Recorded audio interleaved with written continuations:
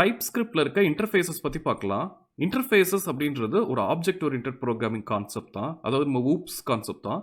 So இன்டர்ஃபேஸோட purpose என்ன அப்படின்னா, interface வந்து நமக்கு ஒரு செட் ஆஃப் ரூல்ஸை வந்து நம்ம டிஃபைன் பண்ணுற மாதிரி.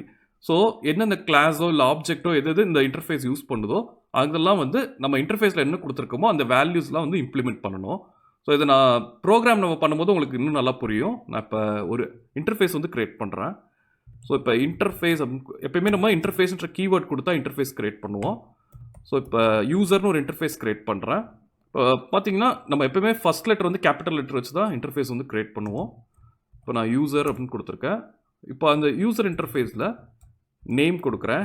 நேமோட டைப் வந்து ஸ்ட்ரிங் அப்படின்னு வச்சுக்கலாம். தென் ஏஜ் கொடுக்குறேன். ஏஜ் நம்பர் அப்படின்னு கொடுக்குறேன். ஓகே. ஸோ இப்போ நம்ம ஒரு இன்டர்ஃபேஸ் வந்து கிரியேட் பண்ணியிருக்கோம். இதை வச்சு ஒரு ஆப்ஜெக்ட் கிரியேட் பண்ணலாம். இப்போ நான் கான்ஸ்ட் யூசர் அப்படின்னு ஒரு ஆப்ஜெக்ட் வந்து கிரியேட் பண்ணுறேன்.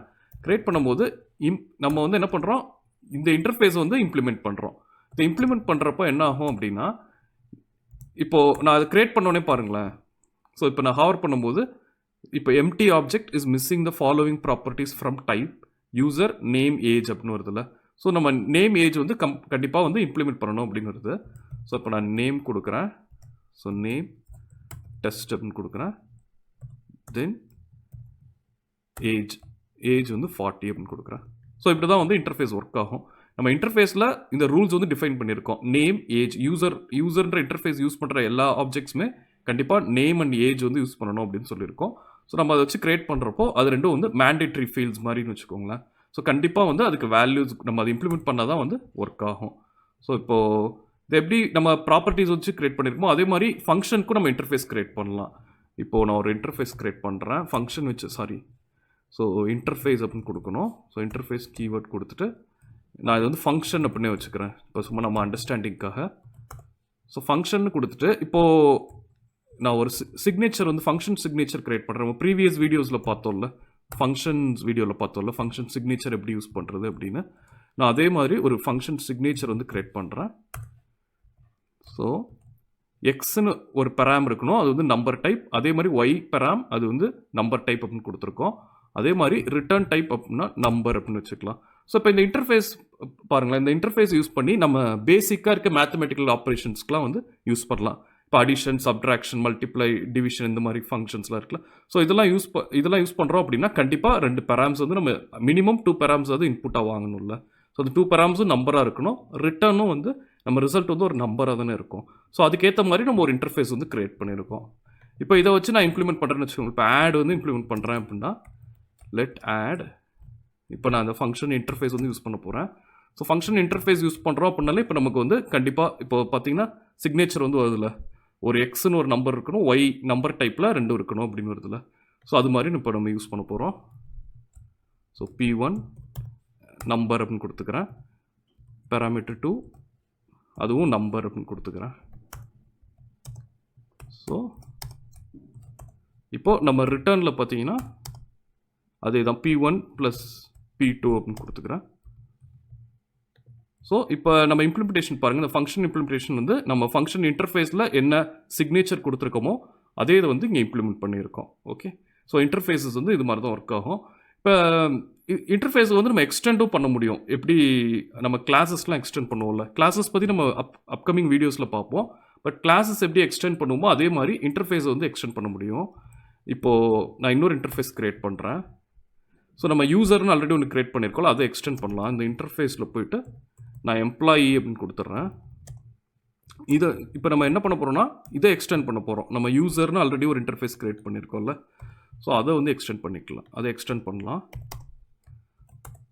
ஸோ இப்போ எம்ப்ளாயின்றதும் ஒரு இன்டர்ஃபேஸ் தான்.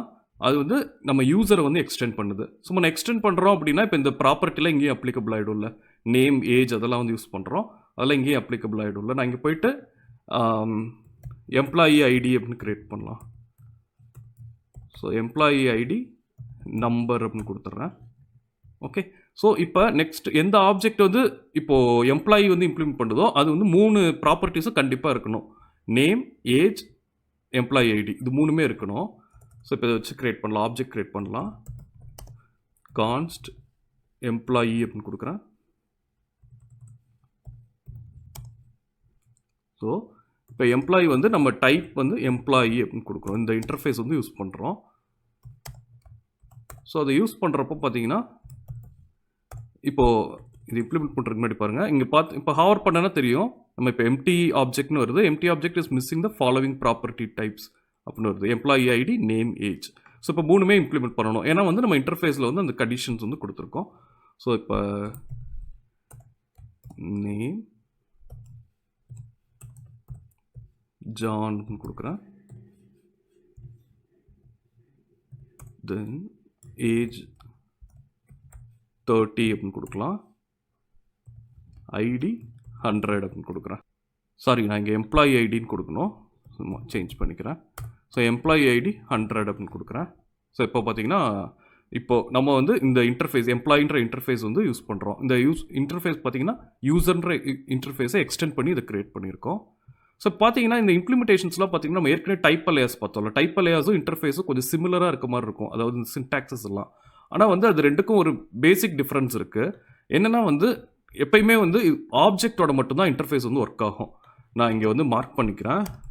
ஒன்லி ஒர்க் வித் ஆப்ஜெக்ட்ஸ் அப்படின்னு கொடுத்துக்கிறேன். ஏன்னா நம்ம ப்ரிமிட்டிவ் டைப்ஸ்லாம் இருக்குல்ல, அதாவது நம்பர், பூலியன், இதெல்லாம் வந்து நம்ம இன்டர்ஃபேஸ் வந்து கிரியேட் பண்ண முடியாது. இப்போது நான் உங்களுக்கு ஒரு எக்ஸாம்பிளுக்கு ஒரு டைப் வச்சு ஒன்று கிரியேட் பண்ணுறேன். அதாவது ஒரு யூனியன் டைப் கிரியேட் பண்ணலாம். ஸ்ட்ரிங் ஆர் நம்பர் அப்படின்னு கொடுக்குறேன். ஸோ யூனியன் டைப்னால் நமக்கு ரெண்டுமே அக்செப்ட் பண்ணும்ல. So string pipe symbol then number அப்படின்னு கொடுக்குறேன். ஓகே, இப்போ வந்து நம்ம ஒரு யூனியன் டைப்க்கு ஒரு டைப் அலியாஸ் வந்து கிரியேட் பண்ணியிருக்கோம். ஸ்ட்ரிங் ஆர் இதை கேப்ஸில் வச்சுக்கிறேன். ஸோ ஸ்ட்ரிங் ஆர் நம்பர் அப்படின்னு கிரியேட் பண்ணியிருக்கோம். இப்போது இதை வச்சு ஒரு எரர் கோட் அப்படின்னு ஒரு வேரியபிள் கிரியேட் பண்ணுறேன். ஸோ எரர் கோட் டைப் வந்து நம்ம ஸ்ட்ரிங் ஆர் நம்பர் அப்படின்னு யூஸ் பண்ணிக்கலாம். இப்போது நம்ம இதை எப்படி யூஸ் பண்ணுவோம், இங்கே வந்து நான் ஸ்ட்ரிங்கை கொடுத்தாலும் அக்செப்ட் பண்ணிக்கும்.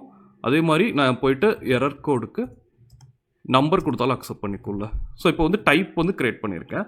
இப்போது இந்த டைப்பை வந்து நான் சின்டாக்ஸ் வைஸ் எல்லாமே சிமிலர் தானே இருக்குது. நான் இப்போ இன்டர்ஃபேஸால் ரீப்ளேஸ் பண்ணேன்னா இது வந்து ஒர்க் ஆகாது. ஏன்னா நான் ஆல்ரெடி சொன்ன மாதிரி இன்டர்ஃபேஸ் வந்து எப்பயுமே ஆப்ஜெக்டோட மட்டும்தான் ஒர்க் ஆகும், ப்ரிமிட்டிவ் டைப்ஸோட ஒர்க் ஆகாது. ஸோ அது வந்து தெரிஞ்சுக்கணும். அது வந்து டைப் அலியாஸ் தான் வந்து எல்லாத்துலேயும் ஒர்க் ஆகும். இன்டர்ஃபேஸ் வந்து ஆப்ஜெக்டோட மட்டும்தான் ஒர்க் ஆகும்.